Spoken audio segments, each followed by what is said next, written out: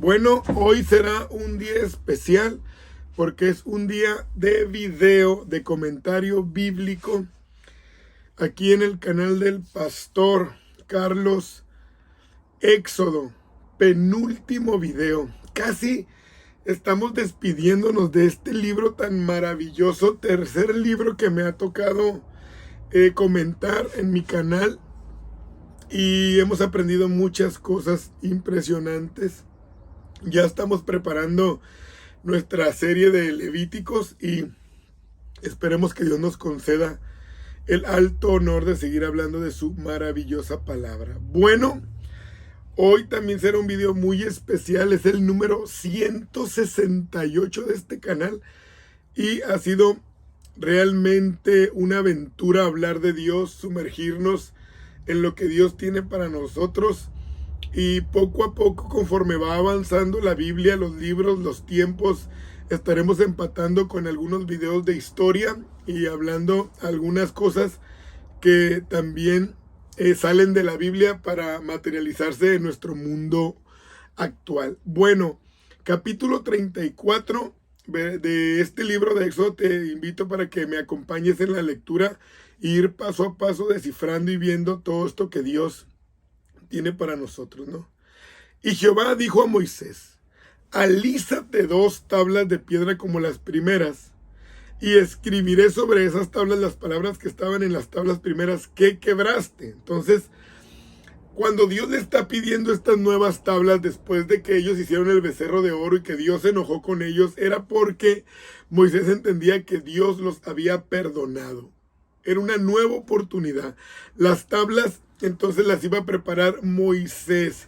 Estas nuevas tablas representan entonces que la palabra de Dios es inquebrantable, infaltable, es infalible.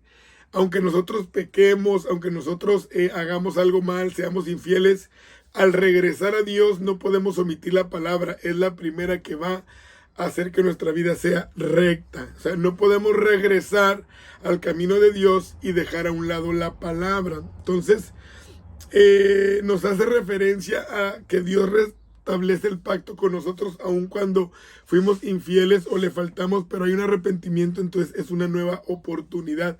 Eso es lo que Dios le está diciendo a Moisés al pedirle tablas. Hay una nueva oportunidad, voy a renovar mi pacto con ustedes. Si tú te alejaste de Dios, si tú fallaste, fuiste infiel, pecaste, etcétera, etcétera, etcétera, tienes que saber que Dios siempre va a querer renovar el pacto con nosotros mientras estemos vivos. Este pacto, Él pone las condiciones, nadie más. Yo no puedo condicionar a Dios. Yo no puedo decirle, no, es que si tú me cumples, si tú me dices no.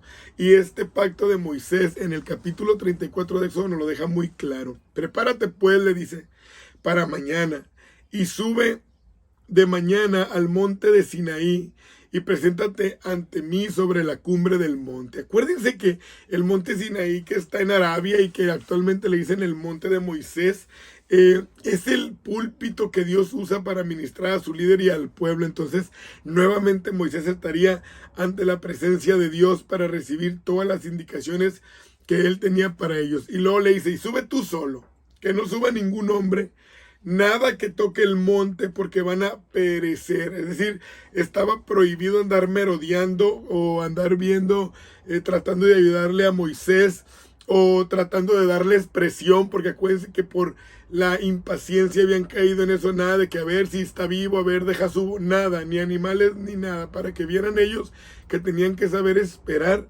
en lo que Dios iba a hacer con ellos. Entonces Moisés así lo hizo, como Dios le indicó. Y Jehová descendió al subir. Moisés es el líder, desciende la nube y ahí estuvo en una adoración íntima, y pasando Jehová por delante de él, dice, proclamó, Jehová, Jehová, fuerte y misericordioso y piadoso, tardo para la ira y grande en misericordia. Moisés tenía miedo de estar ahí. Imagínense, hermanos, esa impactante revelación de estar ante la presencia gloriosa de Dios. que guarda misericordia a millares, que perdona la iniquidad, la rebelión y el pecado, y que de ningún modo tendrá por inocente al malvado, que visita la iniquidad de los padres sobre los hijos y sobre los hijos de los hijos hasta la tercera y cuarta generación. Entonces, ¿qué es esto que Dios siempre le reveló su carácter a Moisés para que éste se lo revelara al pueblo? Que perdona la iniquidad, o sea, cuando hay arrepentimiento, hay perdón, que el malvado jamás va a salir por inocente, dice el Señor, porque a veces muere alguien y decimos, bueno, pues ojalá Dios lo perdone, aunque toda su vida estuvo corrompida, toda su vida estuvo llena de violencia, de maldad, y a veces decimos, no, pues ojalá en su misericordia, decimos unos, pero no, dice que el malvado jamás va a salir por inocente. Y esto es algo que tenemos que tener claro. Cuando nosotros morimos, la vida que llevamos va a ser la factura que Dios nos va a hacer pagar. Entonces tenemos que tener cuidado porque es fuerte, o sea, es poderoso. Aquí le dice Dios a Moisés, misericordioso con millares. Es decir, cuando nosotros obedecemos a Dios, no hay límite de la bendición con nuestras descendencias, con nuestros hijos, con nuestros nietos. Él es piadoso, pero también castiga la mala enseñanza de los padres sobre los hijos. Cuando dice que visita, lo hablamos en el mandamiento, es que Él va a estar al pendiente de lo que les enseñemos mal a ellos. Entonces, cuando Moisés ve toda esta gloria, toda esta revelación impactante, imponente, baja la cabeza hacia el suelo y empieza a adorar a Dios porque está en esa magnificencia, ¿no? Y empieza a hablar Moisés, Señor, si ahora he hallado gracia en tus ojos, dice, ve con nosotros en medio, en esta caminata hacia la tierra prometida. O sea, seguía insistiendo en la importancia del acompañamiento. Moisés temeroso, respetuoso, porque es un pueblo de dura cerviz, dice, perdona nuestra iniquidad, nuestro pecado, y tómanos como tu heredad. O sea, estamos aquí reconociendo, ese es el arrepentimiento, hermanos. Y Moisés encabeza al pueblo, él solo subió, pero todo el pueblo realmente en necesidad había subido con él, y va y reconoce. Qué bonito es cuando uno reconoce, Señor, he sido malo, Señor, he pecado, pero quiero que tú seas mi dueño, quiero que tú estés conmigo, y ahí es donde obra la justicia de Dios. Entonces él le contestó, he aquí yo hago pacto delante de todo tu pueblo, haré maravillas que nunca han sido hechas en la tierra. O sea, Dios estaba renovando el pacto. Esto es importante para el que se ha regresado, para el que ya ha abandonado a Dios. Regresa porque Dios va a renovar su pacto. Dice, voy a hacer cosas que ni en ninguna nación, y todo el pueblo en medio del cual tú estás mirará la obra que Jehová, porque cosa tremenda, le dice, la que yo voy a hacer contigo. Entonces Jehová le da indicaciones de que Moisés escriba las palabras del pacto con Israel, y ahí estuvo Moisés 40 días y 40 noches, o un largo lapso de tiempo. No comió pan y bebió agua, y escribió en las tablas del pacto los 10 mandamientos. O sea, cuando estaba en la presencia del que da la vida, no ocupaba alimento, no ocupaba bebida, porque Dios es la vida. Cuando estamos ahí no ocupamos nada de lo que humanamente sabemos que nos puede sustentar nuestro cuerpo, ¿no? Entonces, en el verso 29 dice que aconteció que descendiendo Moisés al monte con las 2 tablas en su mano, cuando ya venía de regreso, al descender del monte no sabía Moisés que la piel de su rostro resplandecía después que hubo hablado con Dios. ¡Qué cosa tan maravillosa! Él no sabía que su piel estaba impregnada de esa gloria de Dios por la intimidad. Y esa es la gloria que se nos debe de ver en todo cristiano, que la imagen de Dios se vea reflejada en otros. Pero ¿por qué? ¿Por qué se miraba eso en su rostro? Porque había recibido perdón, porque había recibido respuesta, porque Dios había renovado un pacto con ellos donde deberían de morir. ¿Cómo no le iba a resplandecer el rostro a todos los que Dios nos ha perdonado, nos ha sanado, nos ha libertado, nos has levantado de la muerte, nos has arrancado cadenas de vicio, de maldición? ¿Cómo no nos va a resplandecer el rostro como Moisés? Y a veces todavía somos malagradecidos. Ahí andan los hermanos mal encarados, no se les puede hablar, siempre andan de un mal genio, siempre traen el ceño fruncido. ¿Por qué? Si Debe de resplandecer el rostro de todo aquel que ha sido perdonado. Y la gente debe de ver en nosotros, oye, pero ¿por qué siempre te ves así? ¿Por qué hay una sonrisa en tu cara siempre? ¿Por qué siempre buscas caminar hacia adelante, motivando a los demás? ¿Por qué te resplandece el rostro? Porque alguien me perdonó. ¿Cómo no va a resplandecer mi rostro si la salvación llegó a mi casa? Entonces, la traducción dice que salían de ese resplandor, eran como cuernos. O sea, lo que podemos nosotros interpretar o entender acerca de los cuernos o rayos es que resplandecía el poder, la autoridad que Dios le había dado para que nadie más dudara de lo que era Moisés, ese líder. Acuérdense que habían hablado despectivamente, Moisés no sabemos ni qué le pasó. Entonces Dios ahora lo respalda y dicen, miren lo que pasó, que está lleno de autoridad y lleno de poder. Entonces el enemigo quiere opacar ese resplandor. El enemigo quiere que nosotros vivamos en una zona de confort gris, donde nada pasa con nosotros. Entonces ellos tenían que ver que su líder estaba respaldado totalmente por Dios.